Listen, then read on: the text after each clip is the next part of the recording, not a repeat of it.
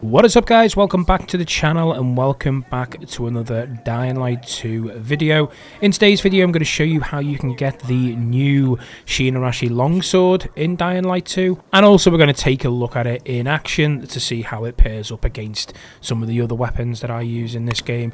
So for those who didn't know, Harper, the night runner that's in the fisheye, so in this location here, obviously fast travel to Newell's Crossing metro station. Go into the fisheye.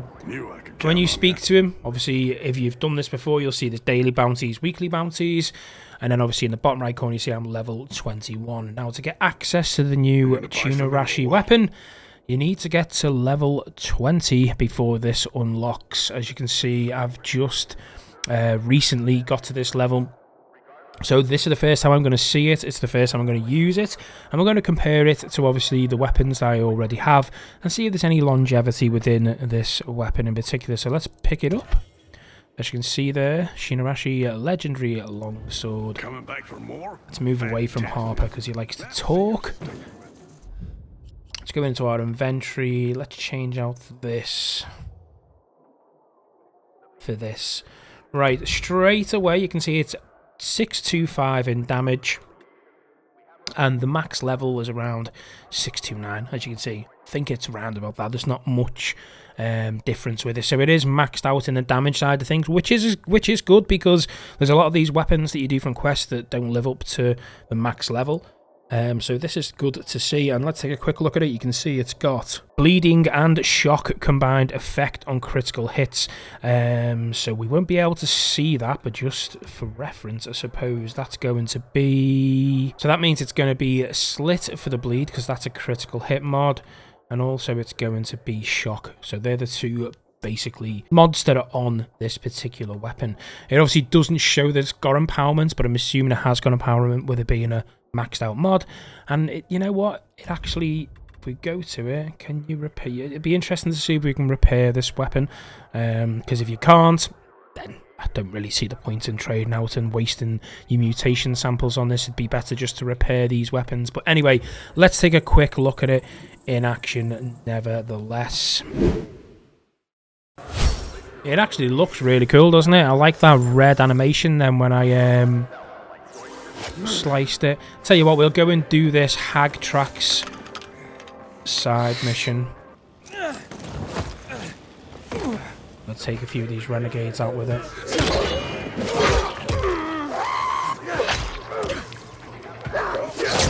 Yeah, it's just like the katana, the Emperor Katana, really.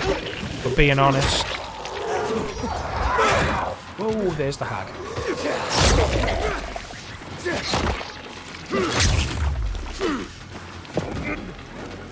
There you go, me too. Well, we need to shut you up.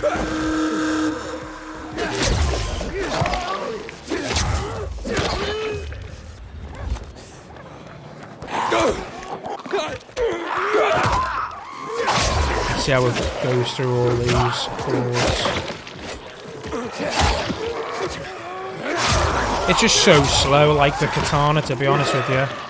I'm more of a fast-paced one-handed build brawler. But in all fairness, I haven't got a two-handed weapon damage build on. But still, nevertheless, it is pretty slow. Yeah, I can't be bothered going to get here. It is pretty slow, in my opinion. So we'll go back to the safe house, and I'll give you my final thoughts on whether I think this is worth picking up. Right, we're safely back in the fisheye. So my initial thoughts on this, well, you know, this weapon in particular, is it's exactly the same as the katana. In fact, let me just equip this. Got a better katana. I haven't got a maxed out katana, but let's take a look at this. So as the mods goes, you can get those mods. So these two mods that run on the Chinoarashi, you can get on any weapon in the game. Now, the damage being maxed out, I suppose, is a bonus for those people struggling to get the maxed out weapons.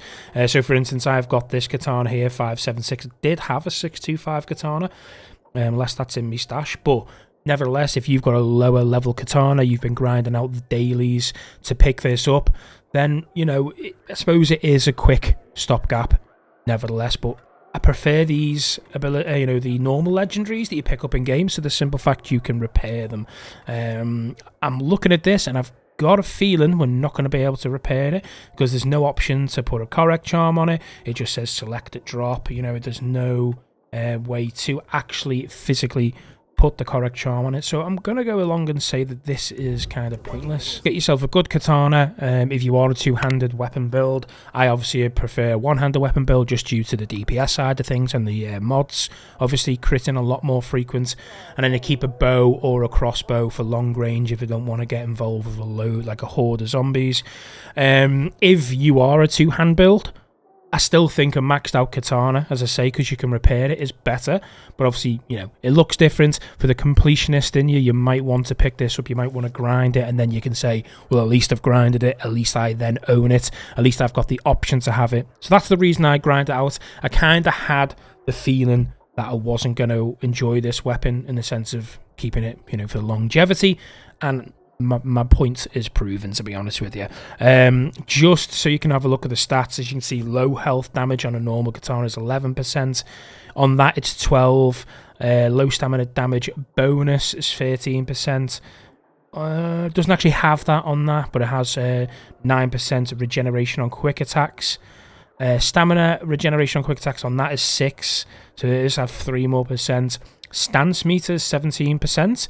There's no stance meter on the other one. It's power attacks, and it gives you low damage bonus. In all fairness, as I say, nothing outstanding in my opinion. Again, if you do want to complete this just to have it in your obviously your stash, then by all means, grind that out so you can say you've got it, so to speak. But if you're struggling with any of these missions from Harper, some of these daily bounties can be quite tough. For instance, there's one where you've got to pick up crystals, you've got to take out howlers without starting a chase and things like that. I have got a few guides on the harder bounties, so make sure you check them out on the channel. But yeah, that is it for today's Dying Light 2 video. As I say, overall, great to have it. Great to have that option just in case anything upgrades. Great to have over level 20 just in case they bring any more content that's locked behind Harper the Night Runner. But as going forward, I won't be using this weapon. I'll be sticking with my trusty one-hand build. Anyway, if you have enjoyed today's video, hit the like button for me. Subscribe to the channel if you're new to the channel and obviously enjoy Dying Light content. But yeah, that's the video.